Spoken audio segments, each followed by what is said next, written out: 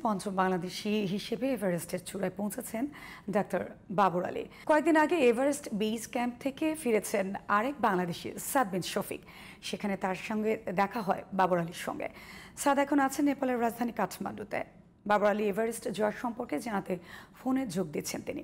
সাদ, বাবর আলীর এভারেস্ট জয়ের খবর আপনি কখন জানতে পারলেন এবং তার সাথে আপনার বেস ক্যাম্পে দেখা হয়েছিল কয়েকদিন আগে, তখন তিনি কি বলেছিলেন এভারেস্ট জয় সম্পর্কে?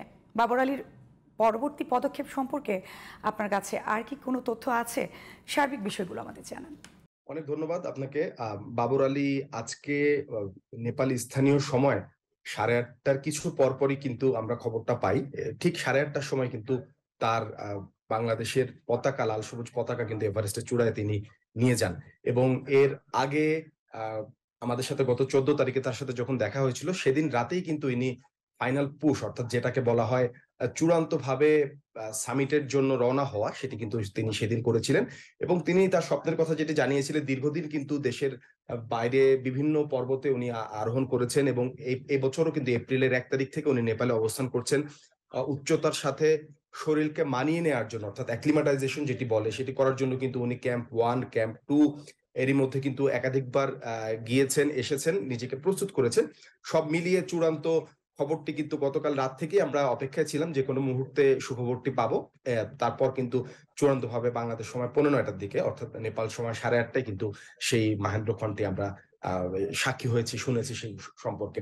আর তার ভবিষ্যৎ কথা যদি বলতে চাই, এবার কিন্তু নতুন আরেকটি ইতিহাস বলবো আমি অবশ্যই তৈরি হতে যাচ্ছে। বিশ্বের 4র্থ পর্বত শৃঙ্গ সর্বোচ্চ যেটি লোৎসে, সেটি কিন্তু বাবর আলী আজকে বিকেল নাগাদ উনি ক্যাম্প 4-এ চলে আসবেন। ক্যাম্প 4 থেকে কিন্তু রাতে লোৎসে জয়ের উদ্দেশ্যে তিনি যাত্রা করবেন। যদি সব ঠিকঠাক থাকে আবহাওয়া এবং তার স্বাস্থ্য, তাহলে আমরা নিশ্চয়ই আগামীকাল সকাল নাগাদ লোৎসে জয়ের খবরও পাবো, যেটি হবে প্রথম কোনো বাংলাদেশি হিসেবে লোৎসে জয়।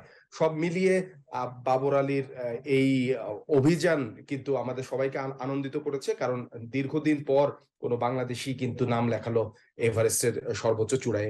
এর আগে কিন্তু 2010 সালে যেই জয়রথ শুরু হয়েছিল, 10, 11, 12 সালে আমরা দেখেছিলাম। এরপর দীর্ঘদিন কিন্তু যাত্রা বন্ধ ছিল। এরপর বাবর আলী আজকে এই খবরের মধ্য দিয়ে কিন্তু আমাদের পুরো জাতিকে নিঃসন্দেহে আনন্দিত করেছে।